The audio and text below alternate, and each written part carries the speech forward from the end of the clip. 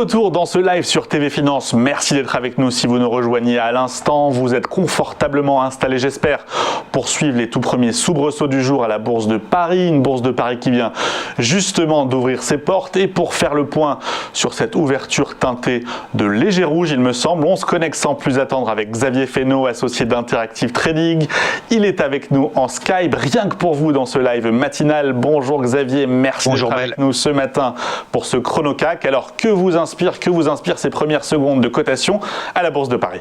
Alors léger rouge, effectivement, c'est pas dramatique, mais c'est vrai que c'est quand même mou, globalement sur les marchés traditionnels depuis maintenant quelques temps, sur l'ensemble des indices et même d'ailleurs, si plus largement, que ça soit sur les métaux précieux qui reprend un petit peu de couleur, le pétrole qui oscille également et le dollar finalement qui ne trouve pas vraiment de direction. Alors peut-être qu'on va avoir un peu plus d'indications aujourd'hui, cet après-midi, avec la deuxième estimation du PIB aux États-Unis.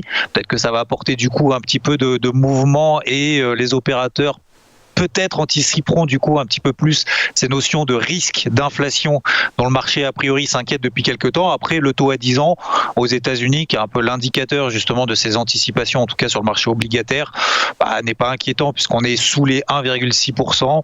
Donc là encore, finalement, tout est relativement plat. Alors, jeudi dernier, dans votre émission, du coup, je vous disais autour des 6300 points, je passais à l'achat pour viser justement la borne haute du range. Donc d'un point de vue technique, on est arrivé sur cette borne haute du range, 100 points au-dessus, sur les 6400 points. Et on voit très bien qu'il n'y a pas de carburant.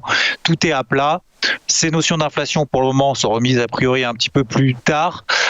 Et même d'ailleurs, si on passe de l'autre côté de l'Atlantique, à Wall Street, c'est un peu la même situation. L'indice Dow Jones sous-performe ces deux homologues, que ce soit le SP500 ou alors l'indice Nasdaq.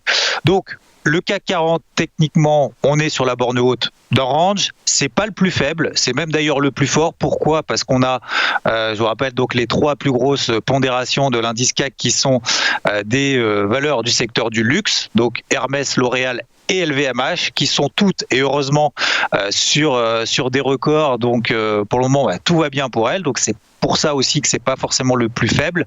Mais autour de cette zone-là, des 6400 points, plus acheteurs, même si oui, toutes les tendances sont haussières. Pour le moment, voilà, les voyants sont verts. En tout cas, il n'y a pas de voyants rouges.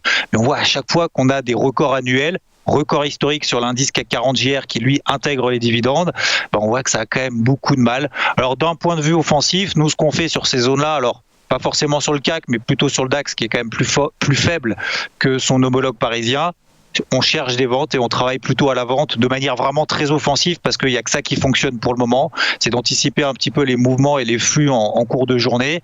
Mais voilà, donc rien de dramatique sur le CAC. Tant qu'on reste encore une fois au-dessus des 6200 points, alors on en est loin, on est encore à 2,5% de cette zone-là, il n'y a pas absolument aucune alerte.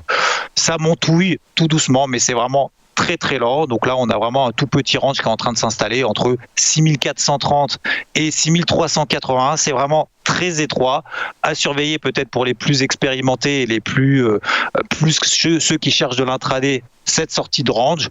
Pour le moment, en swing, il n'y a rien de dramatique. Si on veut être offensif, effectivement, nous, on travaille plutôt les indices les plus faibles sur le DAX, autour de ces zones-là. Eh bien, merci à vous, Xavier Fesneau, d'avoir été avec nous ce matin dans le live.